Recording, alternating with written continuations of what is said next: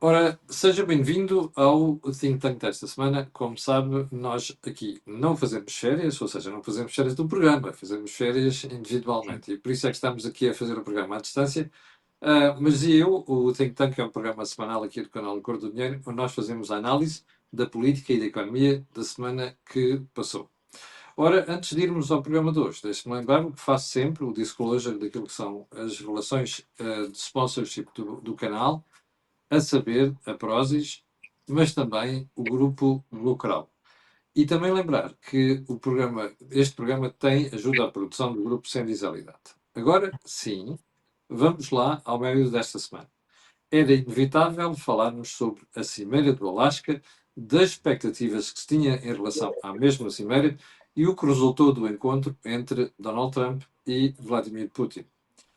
Em segundo lugar, a reação da Europa com a viagem desta semana aos Estados Unidos, mas também, para terminar, a atualidade nacional, nomeadamente a forma como os incêndios estão a monopolizar e a fazer aquilo que os americanos dizem shaping a política nacional nas últimas semanas.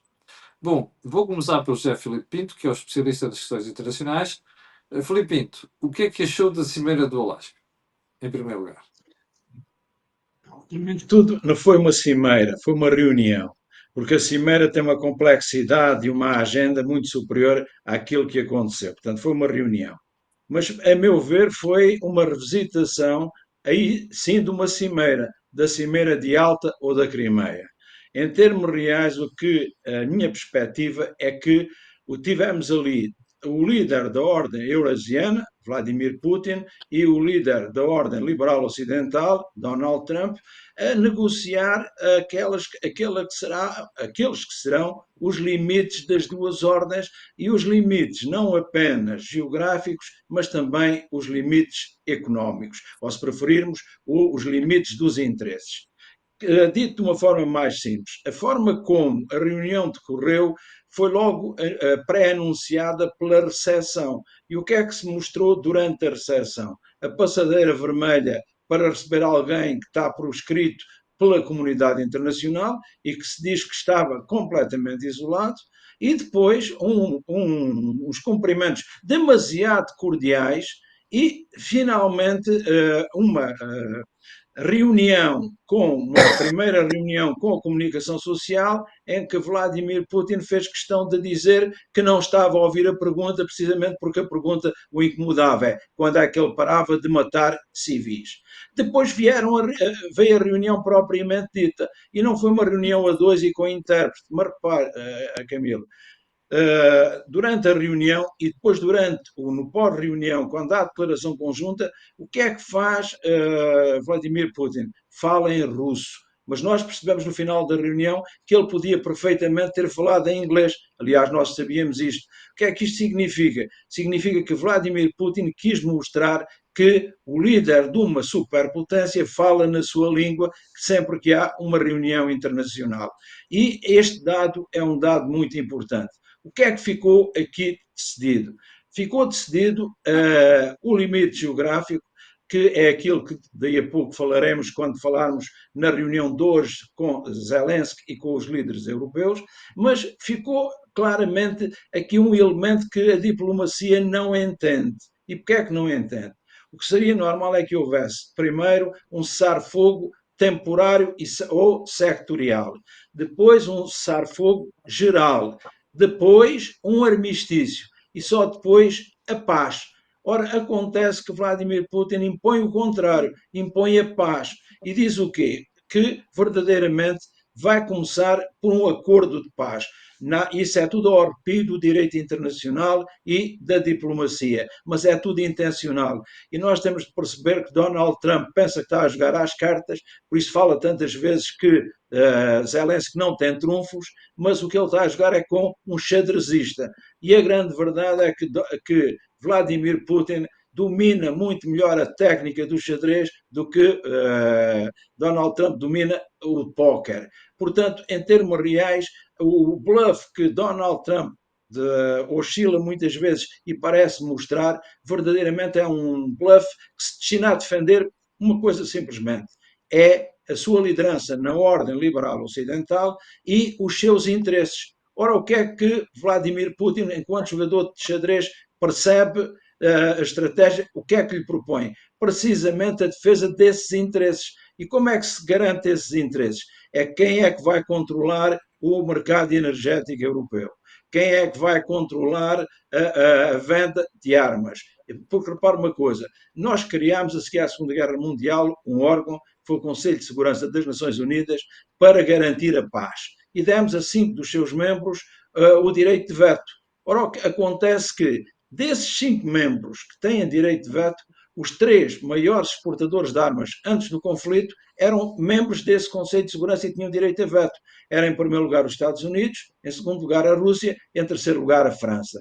Quer dizer que este Conselho de Segurança, que é para velar pela paz, entende que é uma paz armada. Significa que é através do armamento que conseguimos a manutenção da paz. Há aqui um outro elemento que me parece muito importante nesta reunião e para uma primeira intervenção.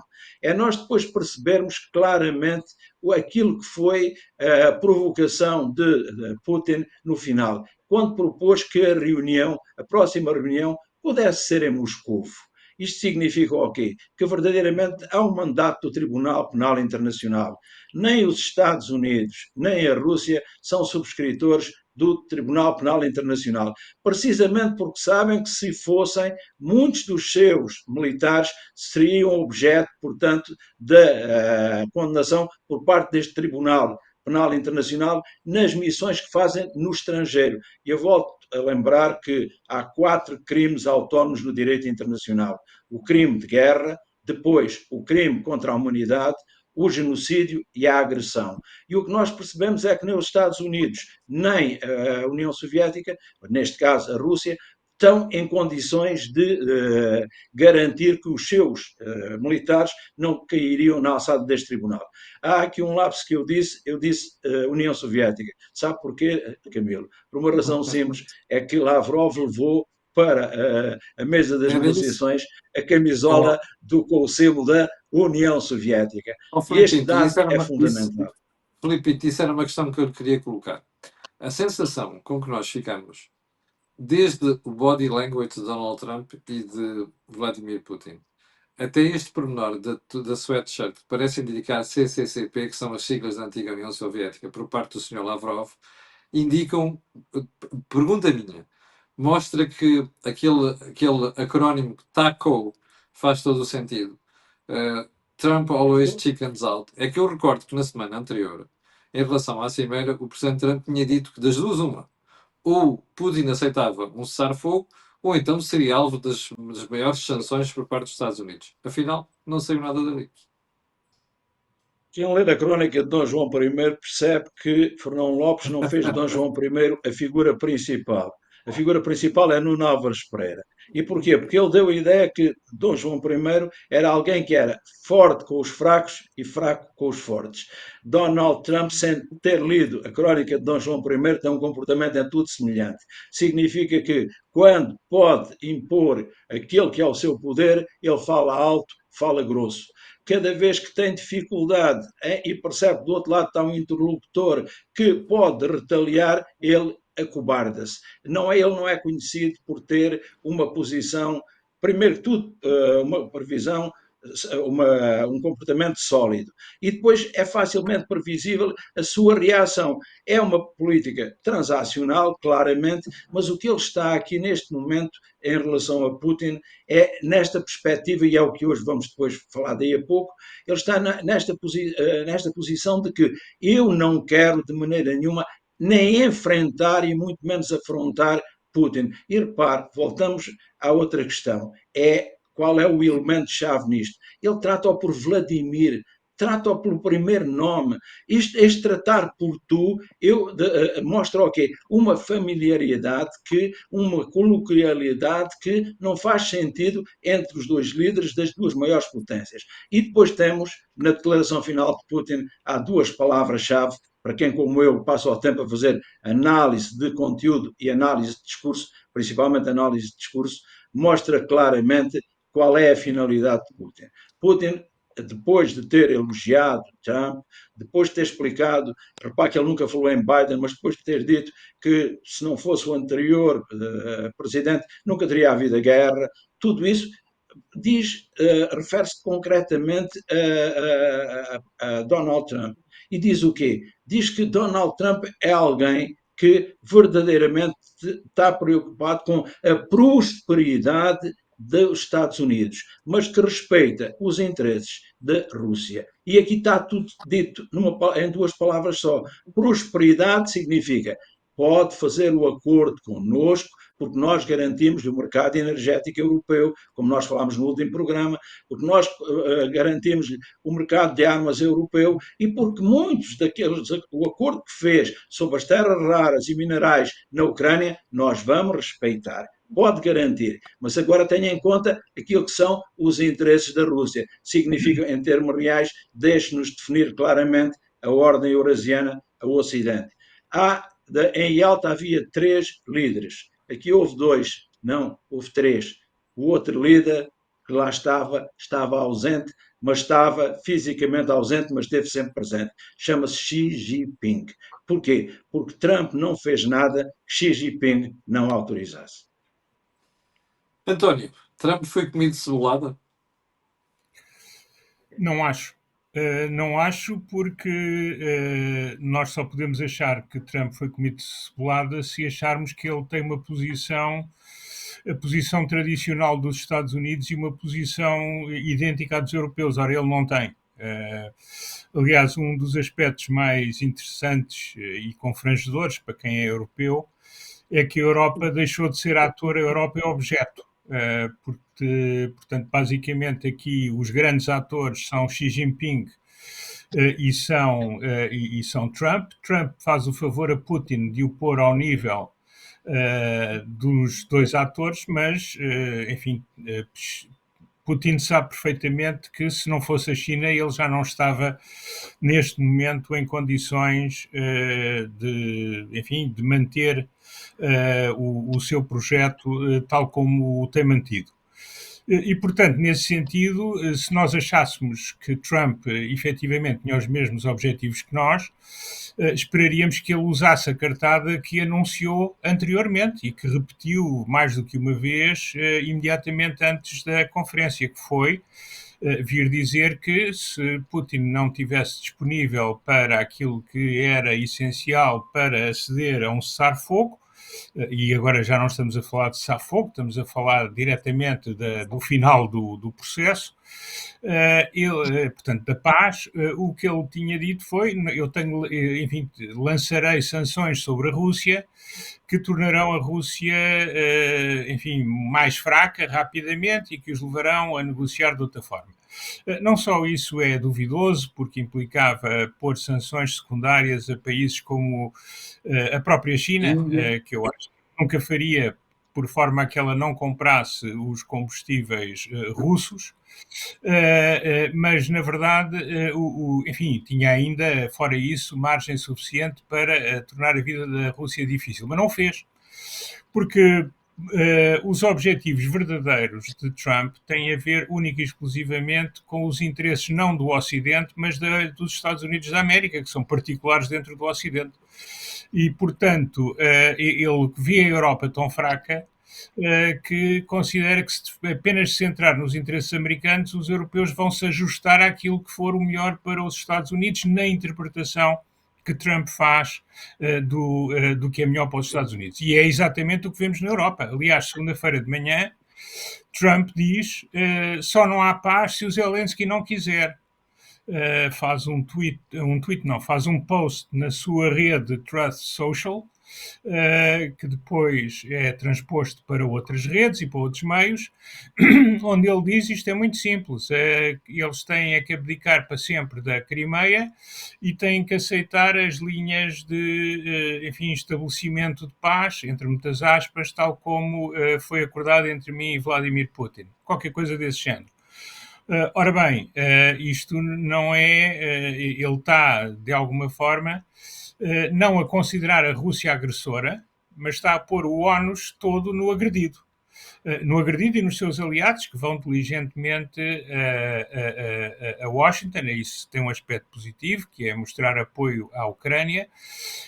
Tem um aspecto que tem a ver um pouco com a ação que a Europa tem tido, que é, vai tentar ver como é que se consegue minimizar danos, dado aquilo que é estabelecido nos acordos e nas conversas, nos acordos não, mas nas conversas entre Vladimir Putin e Donald Trump.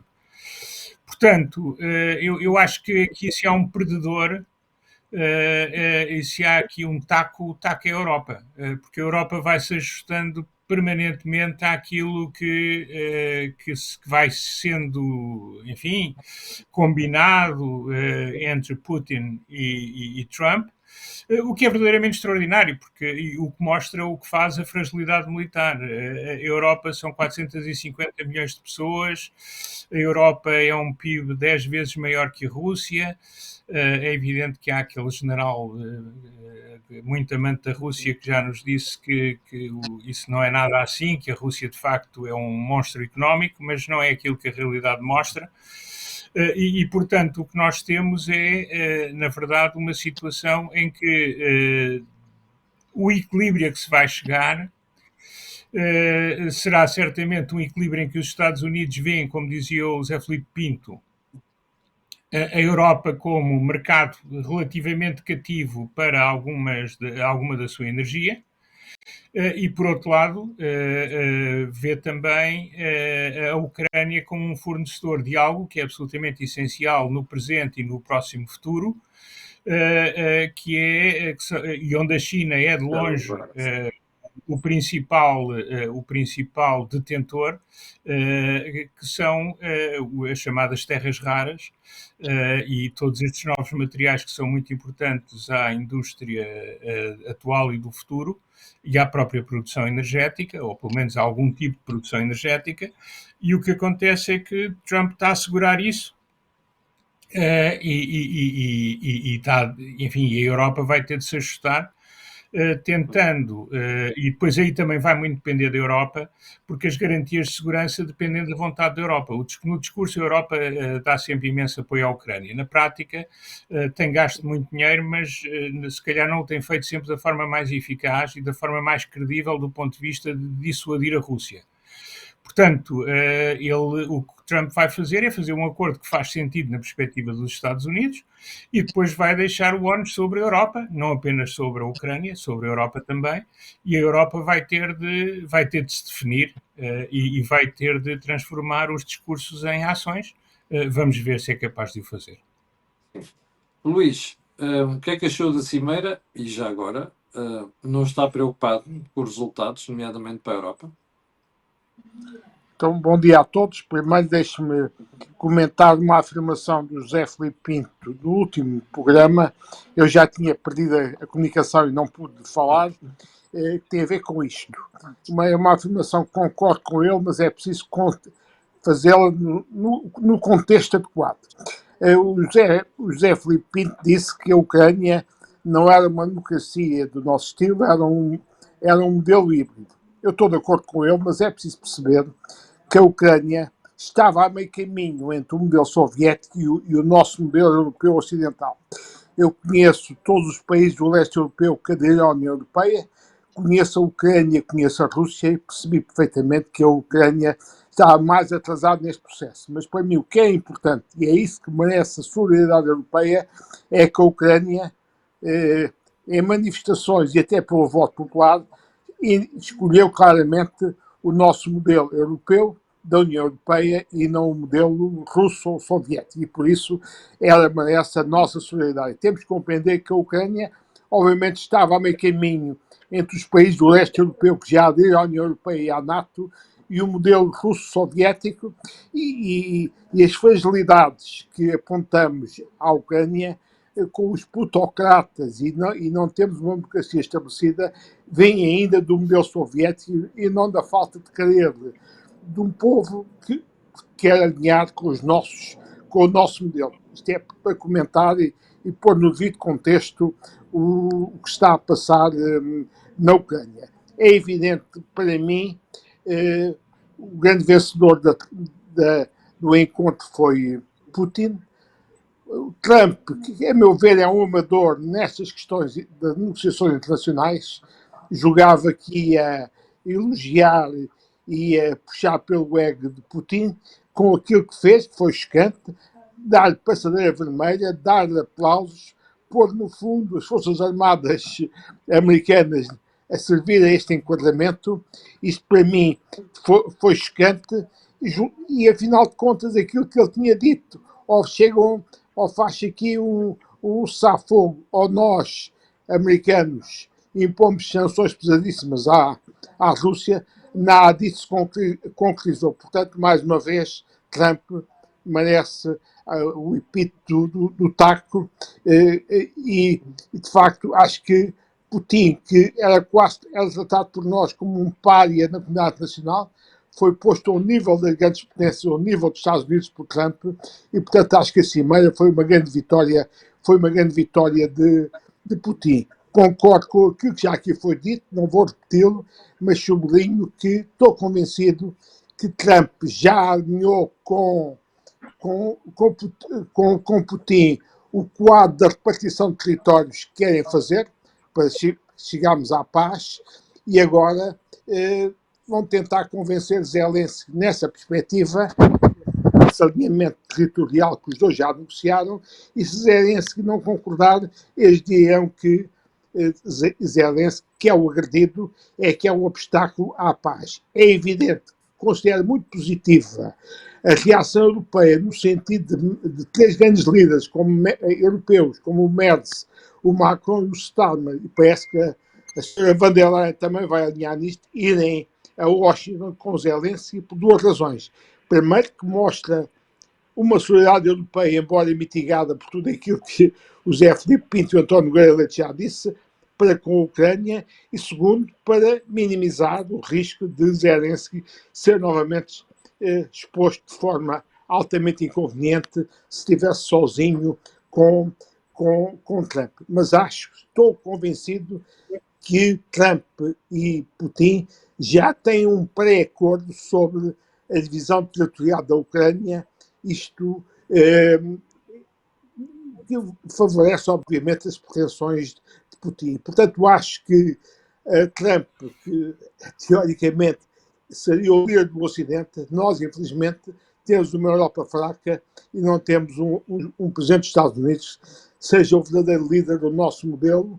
É um homem, como já foi dito, é um líder de transações, vai alinhar pelos seus interesses, nem sei se são os interesses americanos, mas são os interesses dele como presidente, como político americano neste momento e presidente dos Estados Unidos, e, portanto, vai ser uma vida muito difícil para Zelensky e para os europeus. Em todo caso, acho positiva a ida dos outros líderes europeus com Zelensky a Washington. É evidente que aquilo que eu estou a dizer e que os nossos colegas também já disseram, no sentido de Putin foi o grande vencedor da reunião e não Trump, os líderes europeus não o disseram assim, até vi Merz até achar positivo o encontro. Porquê? Porque, infelizmente, nós europeus temos consciência que não podemos alienar totalmente a América neste momento, devido à nossa fragilidade militar e estratégica, e, portanto, temos que engolir em seco, e como engolimos com os vontades da Cimeira, e nenhum dos líderes europeus disse claramente isto que nós estamos a dizer,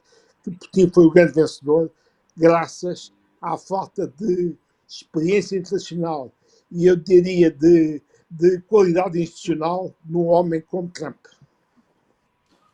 Filipe Pinto, voltemos ao assunto Europa. Hoje, aliás, ontem, uma série de líderes europeus decidiram rumar a Washington, na companhia da senhora von der Leyen e também do primeiro-ministro da Finlândia, para conversar com o Sr. Trump sobre aquilo que significa a divisão de territórios. Primeira pergunta, isto tem volta? Ou seja, os europeus vão ter que se conformar com a ideia de que a Ucrânia vai perder o Luhansk e Donetsk? E a segunda pergunta é se nós conseguimos na Europa ter alguma estratégia que permita dizer, bom, agora vamos fazer isto ou aquilo, que consiga dar um mínimo de segurança à Ucrânia, mas também ao resto da Europa, face a futuras agressões de Moscou. Primeiro de tudo, só duas coisinhas. No caso do António Nogueira Leite, para concordar, concordo com tudo o que disseram, mas para dizer ao António qual é a minha visão da Rússia. A Rússia é um Estado autoritário a caminhar para totalitário e eu defino desta maneira. A nível militar é um gigante. A nível económico é uma pessoa normal. A nível do direito é um anão. É a minha visão da Rússia. Está a ver? Que tanto pode ser um gigante como um anão. Em relação ao Luís, eu concordo, Luís. De facto, a Ucrânia, o grande problema da Ucrânia não é o povo, é a plutocracia que lá está. E essa plutocracia, eu já fiz essa investigação, está Veio do modelo extraordinariamente soviético, ligada. não se esqueça. Veio do modelo soviético, não se esqueça, José. Não me esqueço, Essa Luís, e mais do que plutocracia isso, veio do modelo soviético. Ainda veio do modelo soviético, não se esqueça. mais, mais do que isso, Luís, é que tem uma ligação privilegiada com a plutocracia russa.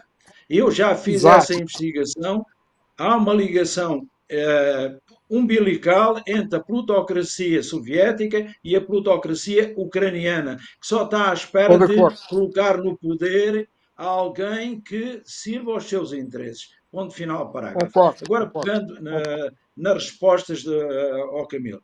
Primeira questão. A Europa, como o António disse, tornou-se um anão por responsabilidade própria. E porquê? Porque entendeu que não precisava de preparar a defesa, porque os Estados Unidos, através da NATO, garantiam. E o que nós hoje vamos assistir, esta visita da Europa, isto não é turismo de guerra, porque dá a ideia que é um turismo de guerra, não é? Nós sabemos claramente que se fosse videoconferência, se fosse por chamada, que a Rússia interceptava todas as mensagens e avançava, portanto, uma estratégia, quer dizer que a Rússia, sem ser convidada, estaria nas reuniões, porque tem capacidade de perceber claramente, de interceptar as mensagens. Portanto, isto não é um turismo de guerra, é a Europa, como o António disse, a minimizar as perdas, a tentar fazer prova de vida, mas também a tentar rentabilizar um ativo. Qual é o ativo que dispõe?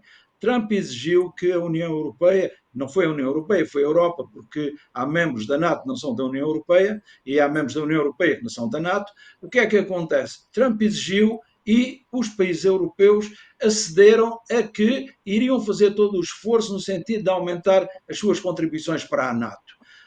Trump exigiu que apoderar-se, a palavra é mesmo apoderar-se, como o Luís explicou no último dia, da questão do gás liquefeito, do negócio do gás liquefeito. E a Europa concordou e agora vai lá tentar rentabilizar esse ativo, dizendo que não podemos ser amigos para uma coisa e ser concorrentes para outra e inimigos para uma terceira, o que significa que é uma tentativa de servirem de escudo a Zelensky. Nós percebemos claramente que Zelensky foi, na última vez que esteve, portanto, na Casa Branca, foi ofendido, foi convidado a sair, foi recusado o direito a uma segunda reunião.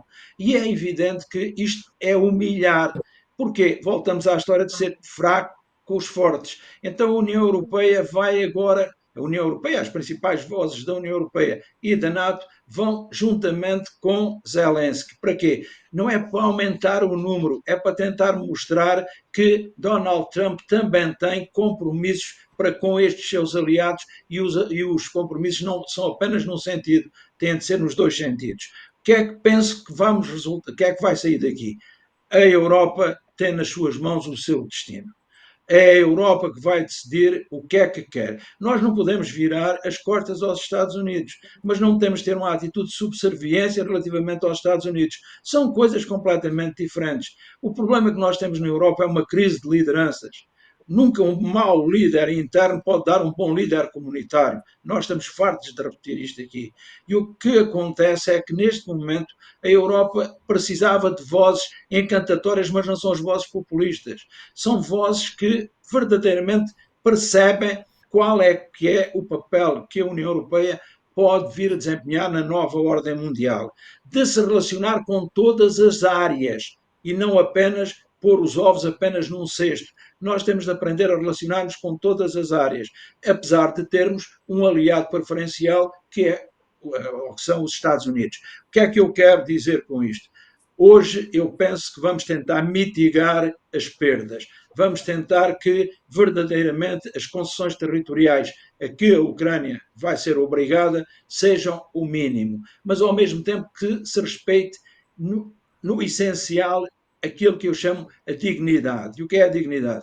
É que a Ucrânia permaneça independente. Segundo, que Trump consiga, através da NATO, garantir que à Ucrânia aquilo que seja a sua segurança, mesmo que a Ucrânia não integre, a meu ver, não pode integrar a NATO. E depois, perceber claramente, e aí estou de acordo com o Luís, que o futuro da Ucrânia, da parte da Ucrânia que restar, é a União Europeia. E aí, se as pessoas estão interessadas no modelo europeu, se já disseram que não se reveem no modelo soviético, Putin não pode obrigar a Ucrânia a tornar-se um Estado satélite da Rússia, tal qual como a Bielorrússia. Sabe uma coisa? Quando terminou a reunião, sabem quem é que imediatamente Putin telefonou? Putin telefonou a Viktor Orbán na Hungria, ao líder da Bielorrússia e ao líder do Cazaquistão. São os seus aliados naturais. Nem precisava ter telefonado a Xi Jinping. Porquê? Porque se ele não tivesse cumprido aquela que foi a missão que Xi Jinping lhe confiou, era Xi Jinping que lhe telefonava a dizer que ele não tinha sabido defender os interesses das duas ordens. Filipe Pinto, esta relação que falou agora entre Putin e o Sr. Orbán, isto quer dizer o quê? Que a Hungria está apenas a zelar pelos seus interesses, porque insiste sempre numa ligação umbilical com Moscovo, ou há qualquer coisa mais? Ou seja, que a Hungria é uma espécie de ponta de lança paga pela Rússia para tomar estas posições na Europa? Como sabe, eu sou professor visitante numa universidade húngara. Volto lá já em outubro. Já lhe disse aqui num dos programas que a primeira fila, as duas primeiras filas de alunos que eu tinha numa das minhas conferências, em duas das minhas conferências, eram todos chineses. E isto mostra o quê? Que há uma ligação umbilical entre a China, a Hungria e a Rússia. Tentei perceber, junto tanto da oposição como de simpatizantes do Fidesz, que é o partido de Viktor Orbán, a razão desta ligação. E o que dizem é que é uma ligação tipo Trump, é uma ligação pragmática e não ideológica. Significa o quê? Que Putin lhe garantiu determinadas mais-valias que a União Europeia não lhe está a garantir. E depois eu disse, mas querem sair da União Europeia? Não, queremos o melhor dos dois mundos. Eu disse, mas pode chegar a uma altura de ser incompatível, terem de escolher um dos modelos. Eles disseram, não, nós conseguimos fazer um jogo que conseguimos lidar com os dois. E repare esta questão. Pode haver uma ligação pessoal entre Orbán e Putin. E eu não ponho isso, sobre isso não tenho dados. Sobre o que eu tenho dado é aquilo que eu percebi no sentimento da população. A população continua a gostar do Orbán porque lhe diz que lhe devolveu o orgulho magiar. Porquê? Porque entende que verdadeiramente Orbán é um nacionalista. É aquilo que eu chamo, tal qual como Trump, um plutopopulista, mas do populismo cultural ou identitário. E isso colhe muito. E junto da oposição, o que é que nós percebemos? Nós percebemos que não gostam do Orbán, mas a grande verdade é que grande parte da oposição é tão populista quanto Orbán. E este é o grande problema que nós aqui temos de perceber. Houve uma altura em que eu chamei à Hungria um Frankenstein. Porquê? Porque o partido que estava no poder é populista. O principal partido da oposição é populista. E o terceiro partido é populista também. E esta muita evidência aponta para quê? Para uma ligação a líderes fortes. E é evidente que, a meu ver, é por este pragmatismo e não pela ideologia que há uma ligação privilegiada entre a Hungria e a Rússia. A Rússia, atenção, a Rússia de Putin, mas quando Putin abandonar o poder e for substituído por outro plutocrata, é evidente que a Hungria vai manter a mesma posição, que é perceber aquilo que são os seus interesses. E atenção, eu não senti na Hungria nenhuma simpatia pela Ucrânia.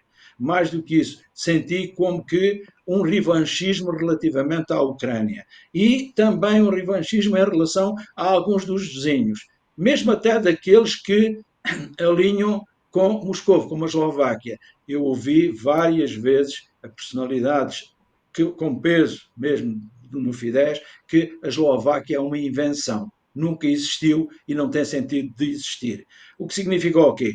A grande ideia que aqui está em Viktor Orbán é a Grande Hungria. A Grande Hungria antes do Tratado do Trianon. E repare, quando ele vai a um jogo de futebol com o cascolo da Grande Hungria, isso mostra claramente qual é o seu desejo profundo. E não é por acaso que no Parlamento Magyar, no Parlamento de Budapeste, não está a bandeira apenas da Hungria, estão duas bandeiras. Estão a bandeira da Hungria e a bandeira de uma região que não é húngara, pertence a outro país, mas em que a maioria da população tem ascendência húngara. Se pensarmos um bocadinho, percebemos a mesma história das repúblicas separatistas Donetsk e Lugansk e a questão da Rússia. Percebemos também aqui uma afinidade ideológica, que, volto a repetir, eles recusam sempre. Dizem-me sempre, nada é ideológico, tudo é pragmático, ele respeita-nos mais do que a União Europeia nos respeita. Mas ninguém quer sair da União Europeia na Hungria. António, o que é que estás à espera desta procissão de líderes europeus em Washington? Bom, se as coisas correrem bem, estou à espera que haja uma definição tão consensual quanto possível da linha de demarcação e que a Europa consiga, de alguma forma, o apoio americano para as garantias de segurança que vão ter de ser dadas à Ucrânia, até porque as linhas de demarcação atuais deixam um vazio na defesa da Ucrânia, porque se todo o Oblast de Donetsk, como aliás aqui referi, passar para as mãos da Rússia, a principal linha de defesa, cidades importantes como Dnipro, Zaporizhia e depois mais à frente até Kiev, passa a se ficar na mão dos russos, o que significa que os ucranianos têm que ter tempo para reconstruir defesas, e isso pode não ser suficiente, portanto vão precisar de apoio e vão precisar de garantias de segurança que só podem ser dadas pelos europeus e pelos norte-americanos. Que os europeus verbalmente as deem parece-me óbvio. Que os americanos possam ser chamados aí seria uma grande vitória da União Europeia, mas não sei se os europeus, da União Europeia e da Grã-Bretanha, mas não sei se os europeus vão ser capazes de o obter. Um outro aspecto que aqui também me parece que é bastante importante tem a ver com, e não, enfim, não vai ser decidido agora, mas tem a ver com aquilo que os europeus possam obter relativamente ao não estando a União, não estando a Ucrânia a caminho da NATO. Isso já não será feito em Washington, mas é preciso ver bem em que medida é que a mão da União Europeia pode ser, de alguma forma, um apoio para o povo ucraniano, não tanto para muitos dos seus plutocratas, mas para a generalidade do povo, que o tem assim demonstrado, sobretudo nas áreas que continuam na Ucrânia, de uma forma esmagadora, que é a sua aproximação à União Europeia. É evidente que isso vai demorar tempo, é evidente que há muitas coisas na Ucrânia que vão ter de mudar para que isso seja possível, mas é preciso mostrar boa vontade. E aqui em concreto era preciso que o Dr. António Costa, que eu sei que não tem grande poder, porque nós sabemos qual é que é o poder do Presidente do Conselho Europeu, mas é preciso que ele reveja a posição que tinha enquanto Primeiro-Ministro português, que era uma posição bastante antagonista relativamente à entrada da Ucrânia na União Europeia, e que é um processo que, como eu digo, penso que será sempre longo, mas os sinais podem ser dados e, antes de entrar na União Europeia, vários caminhos podem ser reforçados em termos de acordos comerciais, em termos enfim, de muitas dos mecanismos e dos instrumentos que foram utilizados com Portugal, com a Espanha, com a Grécia, com os outros países do leste europeu, que poderão ser paulatinamente postos em margem. Portanto, a Europa tem aqui dois problemas.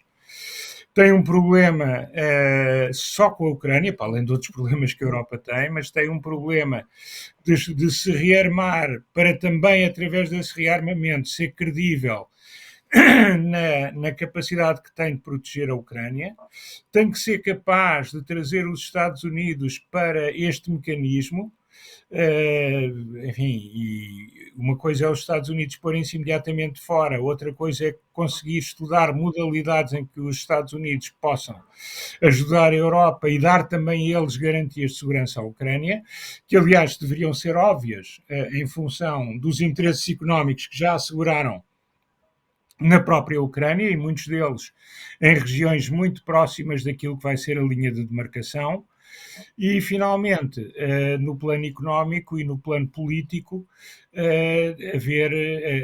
enfim, irem-se dando passos razoáveis para possibilitar àqueles que na Ucrânia, e que é a maioria do povo, não necessariamente a maioria dos plutocratas, mas a maioria do povo, que é ter um país organizado em termos de democracia e de liberdade, um primado do Estado de Direito, uma luta contra a corrupção, como se viu ainda no mês de julho, na resposta popular à criação de obstáculos à luta contra a corrupção, e o que nós vemos é que todos esses ucranianos não sejam mais uma vez defraudados pela Europa. A Europa tem uma grande tradição de defraudar europeus que estão na linha das autocracias. Fizemos isso com a Polónia, fizemos isso com outros, mas eu penso que para a própria segurança da Europa é importante que não o façamos com a Ucrânia e, portanto, aí vamos ver como é que a Europa se consegue pôr de acordo e consegue resolver todos os seus problemas no sentido de credivelmente ajudar o país a juntar-se ao lado onde nós estamos, não como União Europeia logo de início, mas num processo de transição para a União Europeia e juntar-se às Polónias, às Roménias, à própria Hungria, à República Checa, a todos esses países que se afastaram do regime soviético e que encontraram, digamos, uma nova irmandade, um novo acolhimento nas democracias liberais do Ocidente.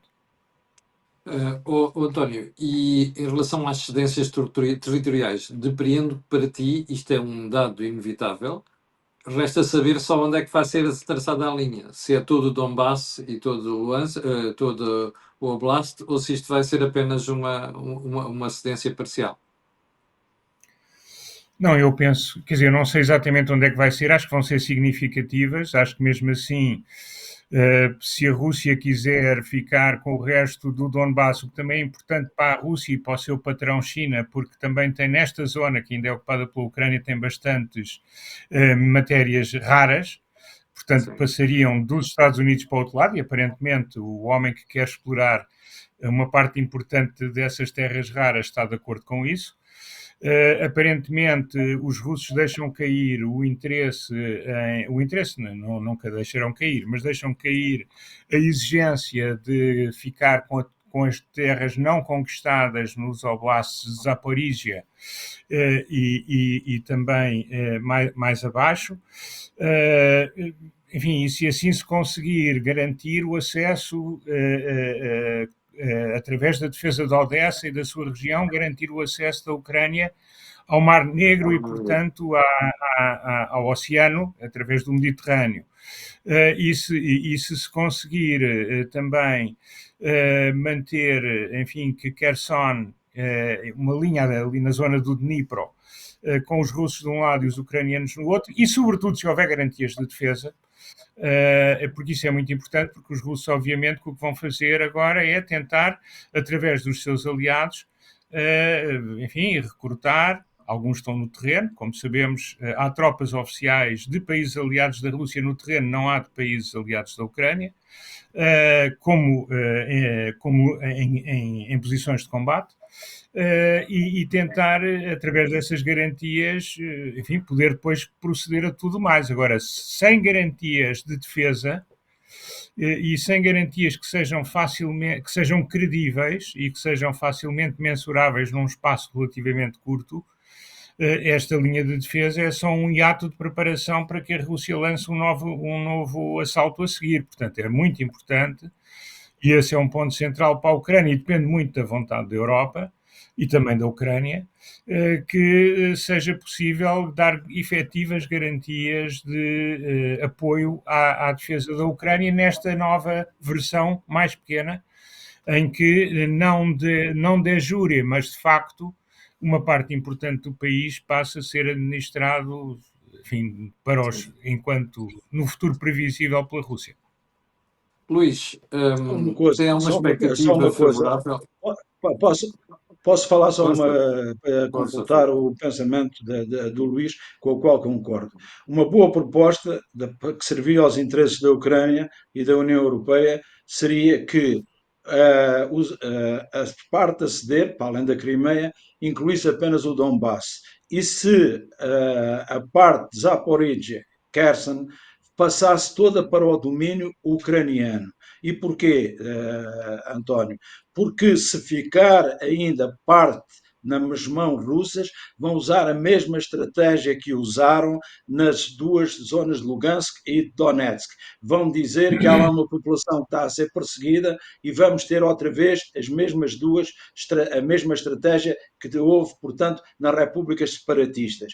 O importante para a Ucrânia era garantir que Zaporizhia, Kherson, voltavam para as suas mãos totalmente, esses oblastes, que a zona de Odessa ficaria também totalmente nas suas mãos, porque não ficaria a controlar a entrada na mesma para o Mar Negro, não ficaria um país apenas continental e, mais do que isso, não daria pretexto a que, num segundo momento, o argumento que foi utilizado no Donbass viesse a ser usado em Kherson, em Zaporizhia e em Odessa.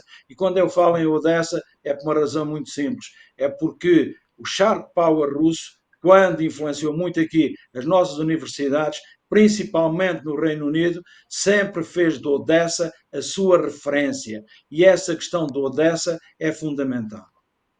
Bom, Vou Luís, só acrescentar um ponto aqui. Se for muito rápido, antes do Luís falar. Eu concordo com isso. Agora, isso implica vontade da administração americana. A Europa, por si só, não é capaz de impor isso. E a minha impressão, de há muito tempo, como aliás eu não quis tocar nesse ponto novamente, porque o Zé Luís já o tinha referido, é que há uma grande simpatia, para não dizer outra coisa, entre Donald Trump e o poder russo. E em muitos dos seus apoiantes e o poder russo. E, portanto, se ele não o fizer, eu acho que nós estamos só a criar um hiato até uma nova ofensiva com esses argumentos. E aí a questão que se põe ainda mais, por isso é que eu estava a ser tão enfático, é a da dissuasão. E se os americanos fizessem parte dessa dissuasão, talvez fosse uma pequena compensação que pode ter relevância e eficácia face àquilo que os europeus e a Ucrânia só obtêm se a América deixar e se a América quiser. E eu não tenho a certeza que a América queira, a América gerida pelo Sr. Donald Trump. bom, Luís, queria ver a sua opinião em relação a esta reunião da Europa com os Estados Unidos e qual a prioridade, porque temos que ir à parte nacional. Um breve comentário sobre o que disse o José sobre a situação da Hungria e o que pensam os húngaros. Eu fico verdadeiramente chocado, mas como diria o Guterres, é a vida, porque eu estava no governo ainda quando começou a abertura ao leste. E fui daqueles que apoiei entusiasticamente a adesão dos países do leste europeu à União Europeia, sabendo de antemão que iam competir connosco no acesso aos fundos comunitários. E, portanto, eu sabia, tinha visitado aqueles países, sabia o que tinha sido a opressão e o domínio soviético sobre aqueles países, portanto, eu fico verdadeiramente chocado, mas é a vida, que os húngaros já se tinham esquecido isto, esteja uma jogada de beneficiar dos dois lados. É chocante, mas é a vida, é assim mesmo. Sobre o que se vai passar, eu acho que vejam a experiência da Finlândia. A Finlândia teve guiadas com a Rússia, teve que ceder território, depois voltou a recuperar uma parte desse território. Eu acho que isso vai se aplicar também ao caso ucraniano. Portanto, o mais dramático para mim na Ucrânia será, de facto, a questão de Donbass. Eles vão ter que ceder território, isso será dramático, mas há uma questão que é essencial e que a Europa sozinha não conseguirá fazer. Portanto, é muito importante, como já disse o António Vieira Leite, que a Europa consiga o apoio americano para conseguir dar garantias de segurança credíveis e efetivas à Ucrânia. Porque se isso houver uma série de territórios sem essas garantias de segurança e se a Ucrânia está na NATO, está-se-me a ver, como também já foi referido, depois o Sr. Putin vai utilizar novamente os pequenos homens de verde para voltar a atacar e conquistar essas zonas. Portanto, é altamente crucial que a Europa consiga amarrar os Estados Unidos do Sr. Trump às garantias de segurança efetivas e credíveis à Ucrânia. Porque a Ucrânia, não é preciso dizer, é um país escaldado. A Ucrânia aceitou o desarmamento nuclear em contrapartida de um acordo internacional que garantia a sua independência e segurança. E viu o que é que isto deu. Portanto, temos que perceber que os ucranianos estão altamente escaldados, portanto, precisam de garantias. E essa garantia, infelizmente, nós, europeus, sozinhos não conseguimos fazer. Temos que ter o apoio americano. Portanto, o melhor outcome que eu vejo neste momento, não sendo o ótimo, mas o possível, é que contra alguma assistência territorial, e isso tem que ter, obviamente, o dramático e agravamento dos ucranianos, nós, europeus, conseguimos atrelar os Estados Unidos a uma efetiva essas garantias. Agora, deixamos a atenção também que é importante distinguir o povo americano e mesmo alguns republicanos do Sr. Trump da sua entourage. Ainda hoje li na imprensa internacional, de manhã, logo quando abriu o telemóvel, que há muitos americanos, mesmo republicanos, que não estão de acordo com o comportamento de Trump em relação à Rússia e ao Sr. Putin. Estão altamente desagradados. E, portanto, eu tenho esperança que Trump também vinha a ser sensível a essa base de apoio dos republicanos, que não é apenas a sua entourage, para que as coisas possam equilibrar e nós possamos ter os Estados Unidos, não aqueles Estados Unidos de 100% entusiásticos da liderança europeia e ocidental, mas os Estados Unidos que pragmaticamente alinhem connosco para dar garantias de segurança credíveis e efetivas à Ucrânia. Isto, para mim, é a questão essencial da reunião que se vai fazer em Washington com o Zelensky e, muito bem, com o conjunto de líderes europeus que o acompanham e que, para mim, é um sinal muito positivo da solidariedade europeia para com este martirizado povo da Ucrânia. Luís, já agora vamos para as questões nacionais. Isto dos incêndios é uma tragédia que se repete há décadas e acaba sempre por chamuscar os governos, sejam eles quais forem. Primeira pergunta, isto do ponto de vista, o Luís tem experiência governativa, já passou por isto também. Primeiro, o que é preciso fazer para nós, do ponto de vista estrutural, mudarmos as coisas? A segunda, o governo não está aqui a perder um bocado o pé à situação? Bom, eu não sou especialista em incêndios, já percebi que antigamente havia muitos territórios do interior que eram mais povoados com pessoas e sobretudo também com animais, e esses animais tinham uma função útil de ir comendo a erva e utilizá-lo como pasto. Isto minimizava os incêndios. Ouvi isso agora, especialistas das televisões, e portanto nós temos aqui um problema dramático que é um conjunto de território quase povoado e que não tem, quando havia povoação e que havia gado, isso minimizavam, faziam uma proteção natural contra os fogos. Estamos totalmente desprotegidos nesta matéria e eu tenho visto sucessivos governos a preocupar-se na época de agosto com a matéria, a prometer medidas e todos os anos a gente tem a sensação que nada mudou, tudo falha e continua o drama que temos. E, portanto, obviamente que isto chamusca o governo. E outro aspecto que é importante chamar a atenção, ou consegue estruturalmente, eu repito, não sou especialista em incêndios, minimizar isto, ou acho também que o PSD tem que acabar com a festa do Pontal em agosto, porque ela vai ser sempre feita num contexto dramático do país, de incêndios, uma parte significativa do país. E, portanto, obviamente, isto... Eu estava a ver aqui, estava no Algarve em férias, estava a ver as televisões e, simultaneamente aos relatos da festa do Pontal, estava a dar o relato dos incêndios. Ora, isto é muito mau politicamente e, portanto, quem estiver no governo tem que minimizar a questão.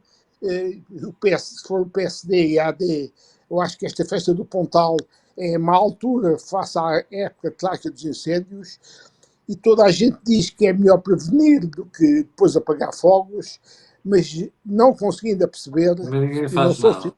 séria, como é que vamos ter uma ação de prevenção. E chamamos a atenção, que eu ouvi também do especialista, contrariamente à ideia que as pessoas têm, não foi só a parte da floresta que ardeu. Há uma parte significativa do território que ardeu, tinha mato, não era floresta, era mato. Portanto, mostra que não havia gestão desta parte do território. Porque na floresta ainda consegue-se fazer, então há empresas, por exemplo, a celulose, conseguem fazer uma gestão florestal profissional. E o que tem-se verificado, e aí já estudei isso até para as minhas ligações industriais, é que as florestas que são geridas profissionalmente, geralmente pela celulose, minimizam o risco de incêndio. Não quer dizer que não existam. Os riscos são minimizados, porque de facto há uma gestão profissional da floresta. Na floresta que não há essa gestão profissional.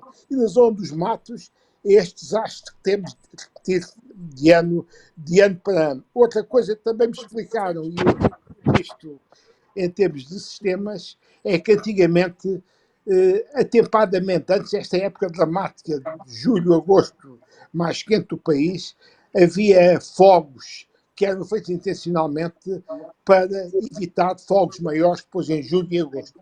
É toda uma minimização o que acontece em julho e agosto com a gestão do território que, a meu ver, não está a ser feita ou não, os governos não têm conseguido fazê-lo, mas não sou especialista para avançar muito mais nesta matéria. Agora, registro que o que tenho visto nas televisões é perfeitamente dramático. E depois o acidente, ontem trágico com um bombeiro, mostra também, se calhar este acidente de viação é tipicamente um caso de exaustão. Eles estão exaustos e, portanto, andam já a circular em condições de risco bastante elevadas. Tudo isto é dramático no país. Agora, também reparem o seguinte, isto não me venham com a história que são só as alterações climáticas que são responsáveis por isto, porque as alterações climáticas apanham Portugal e apanham os outros países. Nós somos dos países mais vulneráveis, mais expostos aos incêndios, é porque há mais do que as alterações climáticas. Isto, a meu ver, tem a ver com a gestão do território, embora não seja especialista, é claramente para mim uma questão de gestão do território que implica prevenção antes da época dos incêndios. António, antes de irmos ao José Filipe Pinto, o governo está a gerir mal não só o enquadramento dos incêndios, mas também a sua própria imagem? Eu penso que sim. Antes, já explicarei porque é que eu acho, mas antes disso só referir, também não sou especialista em incêndios, acho que há demasiados amadores a fingir que são especialistas em incêndios, há alguns bons especialistas em incêndios em Portugal. Acho que há uns pontos que não são solução para nada, mas que nos mostram como isto é um problema importante que deve ser preocupação durante todo o ano, durante muitos anos.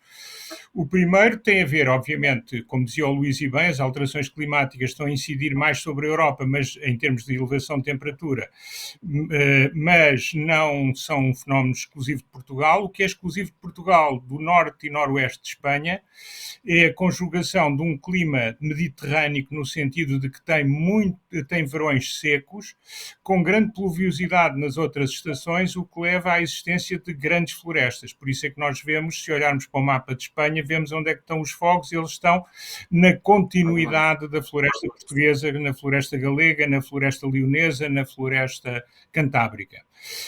E o que significa que é uma questão que tem que ser abordada estruturalmente. Um outro aspecto que o Luís referiu, que é óbvio, que é o esvaziamento do interior e do mundo rural, que dificulta a prevenção, o tipo de propriedade no norte, a incapacidade do Estado em gerir as suas próprias florestas, a adequação dos meios, não me pronuncio, mas de facto é um tema que também quem de direito e quem sabe deve olhar com atenção. Mas em termos da gestão política, eu acho que há aqui dois aspectos que eu gostaria de referir. O primeiro aspecto prende-se com o que me parece ser um grande atraso no núcleo à volta do Primeiro-Ministro, dizem que pessoas a perceber a gravidade de certas situações em termos da percepção pública sobre elas e não apenas da percepção mediática e dos opinadores. Num caso, enfim, já verificámos isso um bocadinho, embora em termos da percepção pública, pelos vistos, não com o efeito que eu esperaria, porque é facto que os resultados foram os que foram, mas eu agora acho que é diferente. E acho que não é só os opinadores, há poucas antenas junto da sociedade e é muito cedo ainda na governação para já se estar naquele fenómeno que afeta todos os governantes, que é a partir de uma certa altura estarem apenas numa bolha onde já não sabem o que é que as pessoas pensam. E é óbvio que um bocadinho de bom senso e ouvido junto ao chão, junto das pessoas, mostrariam que não era razoável, por um lado, mostrar o veraneio de pessoas fundamentais na governação, não ser claro qual é que era o número 2 a atuar. Já me disseram que era o Ministro das Finanças. Ora, o Ministro das Finanças pode ter capacidades para muita coisa, mas é totalmente, quer dizer, é uma pessoa que não tem capacidade política de gerir uma situação destas. A alternativa, que é o Ministro dos Negócios Estrangeiros, também é uma pessoa que se enerva muito, portanto também não sei se era a pessoa adequada para estas circunstâncias, mas enfim, isso é um problema que encontrariam certamente uma solução. Por um lado, a exibição do veraneio, que as pessoas têm direito a ela. Mas as coisas são como são. E a gestão política não é a gestão do que deve ser, é a gestão do que é. E é a gestão do que parece ser. Por outro lado, não haver da parte da tutela uma ideia de gestão política para além da gestão operacional, que era óbvia, tudo isso eu acho que criou grandes problemas. A cereja em cima do bolo foi, como disse o Luís Mira Amaral, coisa que eu já falei com alguns amigos meus laranjinhas, ninguém percebe a minha posição. O que é grave, porque significa que estão todos numa grande bolha onde falam apenas uns com os outros, que é a festa do Pontal não pode existir com o país, ou com uma parte importante do país, com incêndios descontrolados. Quer dizer, eu não posso simultaneamente saber que vou ter nas televisões, que vou ter nos outros veículos mediáticos, a comparação entre o sofrimento, a luta e o desespero e a destruição e, por outro lado, a celebração política. Também o discurso talvez não tenha sido muito feliz, dada a dificuldade que estávamos a viver.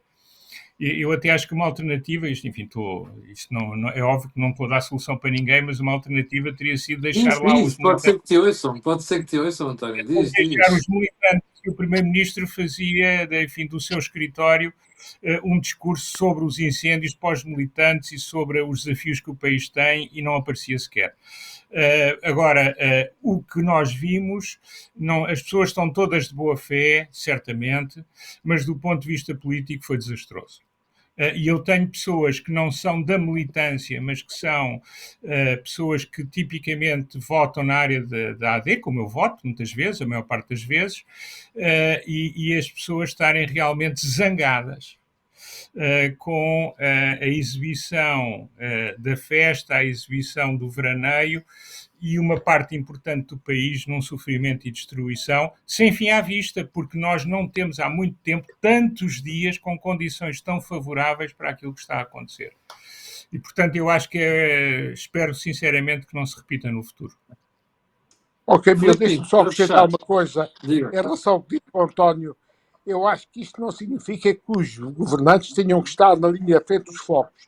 Não vão lá fazer nada, só vão divertir mediaticamente dos objetivos, mas não devem ter a atitude que eu posso ter como veraneante, porque não sou membro do governo, nem estou na classe política neste momento. Tem que ter consciência que tem que ter aqui alguma reserva nesta exposição. É exatamente isso que eu estou a dizer. As pessoas não podem estar a dar um mergulho no Ancão e ao mesmo tempo está metade do país a arder. Os portugueses não entendem isso. As pessoas têm esse direito, mas quando estão naquele lugar não podem. Também não significa que vão fazer visitas a atrapalhar os bombeiros e as autoridades da proteção civil. Isso também não devem fazer. Mas devem resguardar-se e devem comunicar regularmente com os portugueses e não deixar a comunicação toda a um secretário de Estado. Eu já fui secretário de Estado, mas como dizia o professor Cavaco Silva, não passam de ajudantes. Ah, Filipe Pinto, para fechar, que são os incêndios. Sobre os incêndios, e deixando já claro que se o Luís Mira Amaral diz que não é especialista em incêndios, eu não devia dizer uma única palavra sobre incêndios. Porquê? Porque Eu ele também não sabe sei. mais de incêndios do que eu, ele a dormir e eu acordado. Agora vamos ver sobre Não é gestão verdade, não é política. verdade. Isso é verdade. Sobre gestão política, isso eu sei. E a gestão política foi muito mal. Foi muito mal, eu chamaria a atenção. Havia um governo, o Luís já foi ministro, sabe que eu nunca, havia uma pasta que eu nunca aceitaria, era a administração interna. Porque no verão tenho os fogos, no inverno tenho as inundações. E sabendo que os fogos e as inundações são fenómenos cíclicos, eu já percebo que a minha função estava sempre muito complicada, até porque nós temos despejado muitos milhões em cima do problema e o problema subsiste. Aliás, há um dado importante que tem a ver com, por exemplo, o Ciresp. Sabe o que é que o Ciresp me faz lembrar, Luís? Os mercenários, segundo Machiavelli, são muito úteis quando não precisamos deles. E aqui é a mesmíssima coisa. O Ciresp funciona sempre que não é necessário e nunca funciona quando é necessário. Agora, cuidado, Subscrevo, isto subscrevo. pode. É isso mesmo. A festa do Pontal, subscreve por inteiro, não tem razão nenhuma de ser nesta data, que todos os anos vai coincidir com época de incêndios. Mais do que isso, o Primeiro-Ministro tem direito a férias, mas tem de indicar claramente quem é que o vai substituir, porque hoje é possível prever, a meteorologia evolucionou muito, já é possível prever como é que vão ser as condições climatéricas a 15 dias a um mês. Depois há um dado, só para terminar, que tem a ver com isto. É a Ministra da Administração Interna. Lúcia Amaral teve muito mal. A conferência de imprensa durou 5 minutos. Terminou com vamos embora, que não, uma ministra não se pode dar direito a este distanciamento. Mas pior, disse que quem toma decisões precisa de tranquilidade e sossego. Eu não defendo, como nenhum dos meus parceiros de painel, que sejam os ministros a apagar fogos, mas é preciso não perceber a psicologia das massas e das multidões Claro. para não perceber o peso eleitoral que isto vai ter nas eleições autárquicas que aí vêm. O PSD vai ser penalizado nestas zonas. Porquê? Precisamente por atitudes como esta. Precisamos de sossego e tranquilidade. Isto é ofensivo para quem está a lutar pela sobrevivência dos seus bens. O que é que ela deveria ter dito? E aí Luís Montenegro teve bem, solidarizou-se com quem? Com quem estava a sofrer, mas não foi apagar fogos, tal qual como Marcelo Rebelo de Sousa também não foi enquanto Presidente da República, mas mostrou que havia ali uma solidariedade por quem estava a sofrer. A Ministra da Administração Interna foi demasiado racional, foi demasiado fria, e esta frieza colhe muito mal junto do eleitorado numa situação que já se sabe em que verdadeiramente nós costumamos dizer que os portugueses votam com os bolsos, votam também com o coração. E quando votam com o coração, não esquecem o bem que lhe fazem e o mal que lhe provocam. Ao Filipe, embora, também é bom dizer isto, é que o país não funciona do ponto de vista de limpeza. Porque nós vemos algumas das reportagens em direto das televisões, nos mesmos sítios que arderam já 10 e 15 vezes, e vemos inação das autarquias e vemos inação das pessoas na limpeza das matas. Também é preciso dizer isto. E este comportamento, para mim, suscita duas coisas. Primeiro, acham que nunca lhes vai acontecer. E em segundo, que se acontecer, há de haver um apoio qualquer que vai minimizar o prejuízo. E é difícil gerir um país do ponto de vista florestal assim. Deixa-me dizer um aspecto aqui que eu aqui tenho experiência própria, se me permitem. Para a generalidade das pessoas, a gestão da floresta no centro e norte do país implica despesas que muitos não são capazes de fazer. Eu até ter as propriedades que herdei arrendadas a uma celulose, o tema é que num período de 10 anos gastei muito mais a limpá-las do que recebi da madeira. E há pessoas que podem fazer isso, a maior parte das pessoas não estão lá, não sabem que lá está, portanto... Que é um problema do valor económico da floresta. António. brutal. E, portanto, Enquanto aí, não se resolver isso, isto vai ser um problema. e que não se vai resolver sem escala. Portanto, não sei se Ora são bem. associações, se não é, agora isso tem que ser posto no terreno. É evidente que há imensa gente que já disse o governo devia era expropriar isso tudo. Com certeza, força. A maior parte das pessoas não se importa, porque aquilo são fontes, são centros de custo, não são centros de benefícios. Mas o que é facto é que, se olharmos para o Pinhal de Leiria, se olharmos para os terrenos públicos, nós também tiramos uma ilação sobre a improbabilidade disso resolver a situação. Portanto, é preciso também aí, e desculpem dizê-lo, é evidente que há isso tudo, há incúria, há a expectativa de um subsídio futuro para repor algumas coisas, mas no essencial não existe nessas regiões um modelo económico que, para a maioria dos proprietários, ausentes, mas sobretudo para os presentes, que são os que mais contam e aqueles onde esperaríamos alteração, que permita fazer aquilo que é devido, sem um ónus que, a partir de certa altura, as pessoas não são capazes de suportar. Portanto, quer dizer, é um problema que é para os especialistas, mas é uma questão que tem que ser tratada, porque sem ela o minifúndio do centro e norte, no minifúndio do centro e norte, nós não conseguimos limpar a floresta. Isso António, permite, só por causa da questão, só a questão do eu gostaria minifúndio, de penso acrescentar nisto. uma coisa.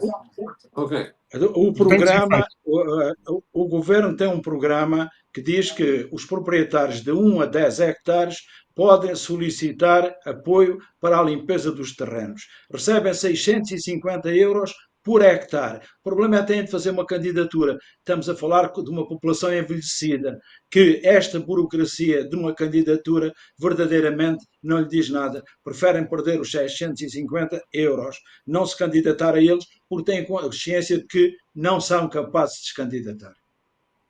Eu gostava de Luís, acrescentar um aspecto.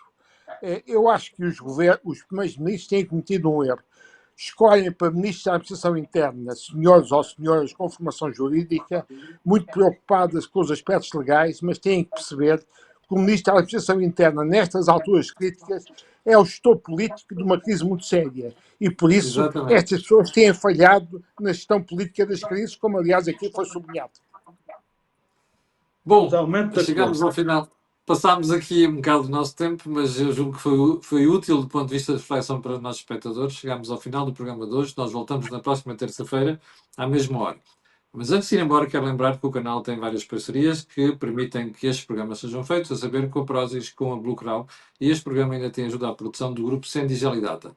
Fique bem, voltamos na próxima terça, mas eu e você temos encontro marcado amanhã, às 8 da manhã. Muito obrigado aos meus convidados, sobretudo saber que estamos de férias e eles ainda têm a preocupação de nos trazer a sua qualidade de análise. Até à próxima semana. Até para a semana. Até para a semana. A semana é às 10h30. Para a semana já estou em Cascais, tanto me Mas é faz. às 10h30. É lá de marcar, depois depende das condições do estúdio.